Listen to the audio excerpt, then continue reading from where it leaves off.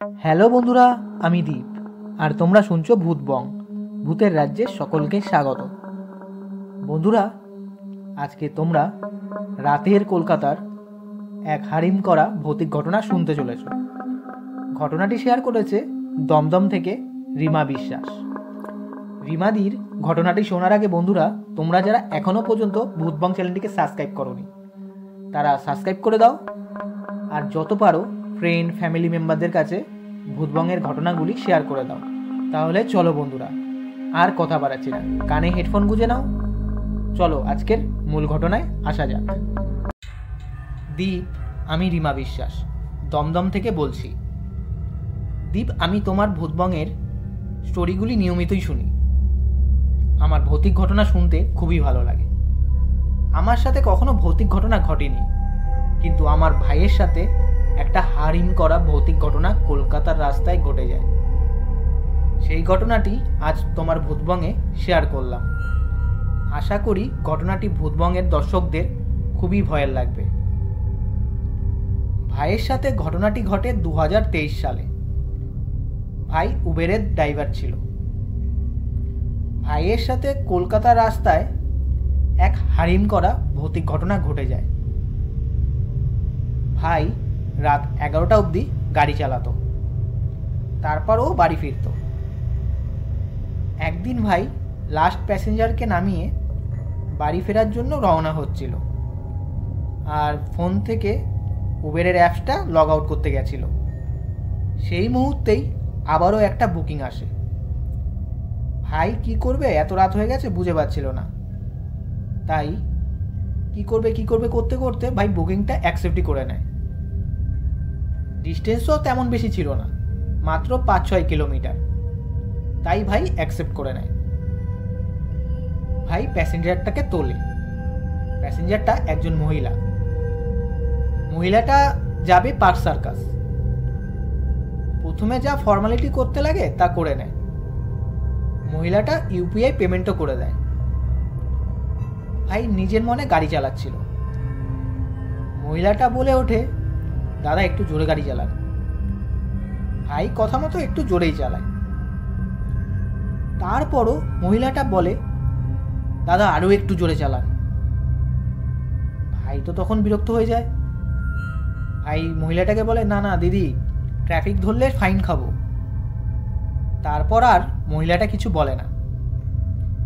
ভাই একটা সিগনালে গিয়ে দাঁড়ায়। তখন ভাইয়ের চোখটা লুকিং গ্লাসে পড়ে। দেখে মহিলাটার মুখ বলতে কিছু নেই, পুরো ফ্যাকাশে। ভাই সঙ্গে সঙ্গে পেছনে তাকায়, দেখে না মহিলাটার মুখ পুরো ঠিকঠাক। ভাই মনে করে সারাদিন এত খাটাখাটনি হয়েছে, তাই মনে হয় চোখের ভুল। যাই হোক, ভাই গাড়িটা স্টার্ট দেয়। এবার শুরু হয় অন্যরকম ব্যাপার। গাড়ি আর জোরে চলে না। মিটারে দেখাচ্ছে 60 থেকে 70 কিলোমিটার বেগে গাড়ি চলছে, কিন্তু আদৌ তা না। গাড়ি এতই স্লো মনে হচ্ছে 20। মহিলাটা একটু গম্ভীর গলায় বলে, কি দাদা এত আস্তে চালাচ্ছেন কেন? ভাই বলে, দিদি মনে হয় গাড়িতে প্রবলেম হয়েছে, তাই জোরে চালানো যাচ্ছে না। মহিলাটার গলা হঠাৎ এমন হলো কি করে? ভাইয়ের সন্দেহ হয়। ভাই আবারও লুকিং গ্লাসে তাকায়, দেখে ওর হাত পা তো পুরো কেঁপে ওঠে। ও দেখে মহিলাটার মুখ পুরো সাদা, চোখগুলো লাল লাইটের মতো জ্বলজ্বল করছে। ভাই ভাবে, এ কিসের পাল্লায় পড়লাম আমি? ভাই নিজের মনে গাড়ি চালিয়ে যায়, আর ঘেমে পুরো জল হয়ে যায়। গাড়ি সেই আস্তে আস্তেই চলছিল। মহিলাটা যে জায়গায় নামবে সেই জায়গায় পৌঁছাতে আর 5 মিনিটের মতো বাকি ছিল। সেই মুহূর্তে ভাইয়ের ফোন আসে। মা ফোন করে। মা বলে, কিরে বাবু, 12টা বেজে গেছে, তুই কোথায়? ভাই বলে ওঠে, 12টা বেজে গেছে মানে? মা বলে, হ্যাঁ 12টাই তো বাজে। ভাই ফোনের দিকে তাকায়, দেখে হ্যাঁ ঠিক 12টাই বাজে। ভাই মাকে বলে, টেনশন করো না, তাড়াতাড়ি এসে পড়বো। ভাই ফোনটা কেটে যেই পেছনে তাকায়, দেখে পেছনে কোনো মহিলা বসে নেই। ভাই আগেই বুঝেছিল ব্যাপারটা কি, এবার পুরো শিওর হয়ে গেল। ভাই যে গাড়িটা ব্যাক করতে যাবে, দেখে পাশের একটা কবরস্থানের পাঁচিলের ওপর ওই মহিলাটা বসে, ভাইয়ের দিকে কটকট করে তাকিয়ে। মহিলাটা ভাইকে বলে, আজ বেঁচে গেলি, তোর সামনে ওই জিনিসটা ছিল বলে, তাই তোর সামনে যেতে পারছিলাম না, নয়তো তোর আজ শেষ রাত ছিল। ভাই আর কোনো দিকে না তাকিয়ে জোরে গাড়ি টানে।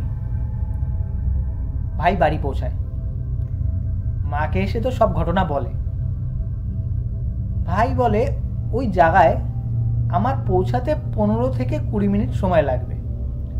আমি মহিলাটাকে 11টা নাগাদ গাড়িতে তুলি, আর মা ফোন করে 12টা নাগাদ। মানে এই 1 ঘন্টা আমি কোথায় ঘুরছিলাম। ভাই যখন ফোনে চেক করে দেখে ওই ইউপিআই পেমেন্টটা এসছে কি না, দেখে কোনো ইউপিআই পেমেন্টই আসেনি। ভাই বলে, আমি শুধুমাত্র মহাদেবের জন্য বেঁচে গেছিলাম, কারণ গাড়ির সামনে মহাদেবের একটা মূর্তি ছিল, তাই সেই জিনিসটা ভাইয়ের কোনো ক্ষতি করতে পারিনি। দীপ, এই ছিল ঘটনা। ঘটনাটা যদি ভূতবঙে পড়ে শোনাও তাহলে খুব খুশি হব। তাহলে বন্ধুরা, আজকের এই ঘটনাটা কেমন লাগলো কমেন্ট করে জানিও, আর লাইক করে দিও।